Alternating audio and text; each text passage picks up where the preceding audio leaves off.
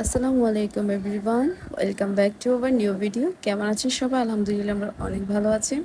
আজকে রাতে ডিনার করার পর অপূর্ব বললো যে তার এখনও খিদা রয়ে গেছে, তাই আমি তার ফেভারিট তেলের পিঠা বানিয়ে দিচ্ছিলাম। এখন অলরেডি বৃষ্টিও হচ্ছিল প্রচুর। তো পরদিন ওর অফ ডে ছিল, সারাদিন বাসায় ছিল অ্যান্ড তাল নিয়ে আসছে। আমি তাল নিয়েছিলাম অনেকক্ষণ বসে বসে, এরপরে সাথে সাথে ওকে তালের পিঠাও বানিয়ে দিলাম। আর এখানে আমি সুজির পিঠা বানিয়েছিলাম, এটা কাইন্ড অফ রসমলাইয়ের মতো খেতে, কিন্তু দারুণ টেস্ট। এরপরে ওকে আমি তালের পিঠাগুলো দিলাম আর ওদেরকে বললাম কেমন হয়েছে, বললো যে অনেক মজা হয়েছে। পরদিন সকালবেলা ঘুম থেকে উঠে দেখি ওয়েদারটা আসলে কিন্তু ভালোই ছিল। অ্যান্ড তখন আমি পিঠা বানিয়ে রাখছিলাম। আমার কাছে তালের পিঠাটা একটু মানে ভাজার পরে অনেক পরে খেলে মনে হয় একটু ভালো লাগে। এরপর আমি সন্ধ্যার দিকে আবারও ভাজলাম, কারণ আমার আব্বু আর ভাই আসার কথা ছিল, বাট আব্বু আসেনি, আব্বুর কাজ ছিল। আমার ভাই এসছে, অনেক দিন পর তার সাথে দেখা। সরি, বিয়েতে দেখা হয়েছিল, আমার দেবরের বিয়েতে, বাট তখন তো বেশি ব্যস্ত ছিলাম, তাই বললাম যে বাসায় এসে কয়দিন বেড়াতে। আর তাই সেও আসছে এখন, যেহেতু স্কুলও অফ ছিল।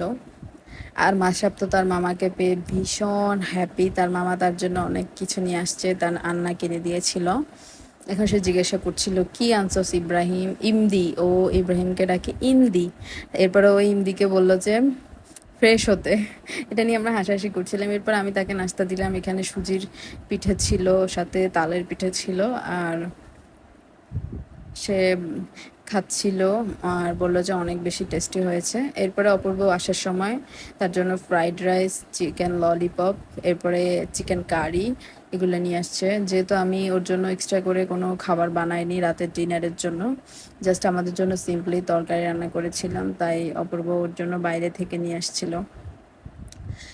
কারণ আমার ভাই বাইরের খাবার খেতে বেশি পছন্দ করে, ওর জন্য বাসায় কোরমা পোলাও যাই রান্না করা হোক ওর কাছে ভালো লাগে না। আর বাইরে থেকে একটু চাউমিন এনে দিলেও ও খুবই তৃপ্তি করে খায়।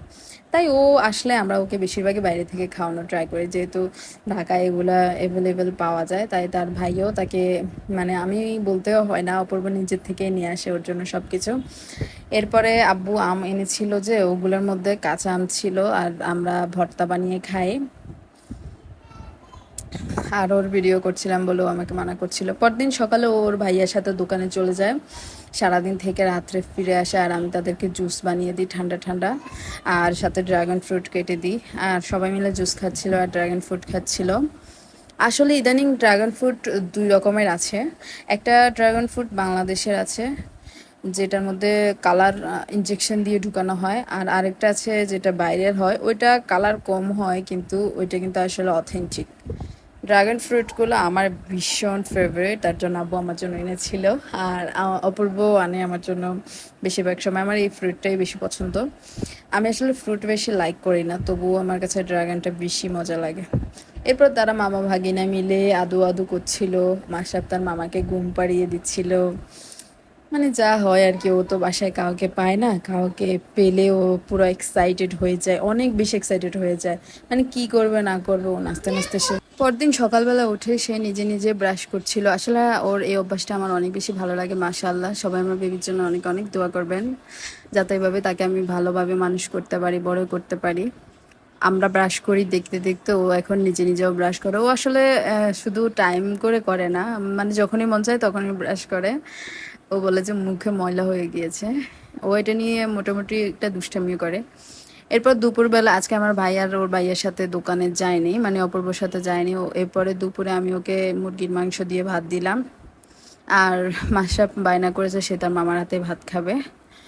আসলে ও এসেছিল কয়দিন বেড়াতে, আর ওর ভাইয়া ওকে সাথে করে দোকানেও নিয়ে যায়। বাট আজকে ও বলছে যে ভালো লাগে না, দোকানে প্রচুর গরম, তাই সে আর যায়নি। আর মাসার সাথে অনেক টাইম স্পেন্ড করেছে। ভালো লাগে যখন কেউ আসে, বাসাটা ভরা ভরা লাগে। এরপর আমি তাদেরকে বিকালের বেলায় একটু অমলেট করে দিলাম দুজনে খাওয়ার জন্য। বাট দুজনে অনেক মজা করে খেয়েছে। সো পুরো ভিডিওটি দেখার জন্য অনেক অনেক থ্যাঙ্কস। অবশ্যই লাইক করবেন, কমেন্ট করবেন অ্যান্ড শেয়ার করবেন। আল্লাহ হাফেজ।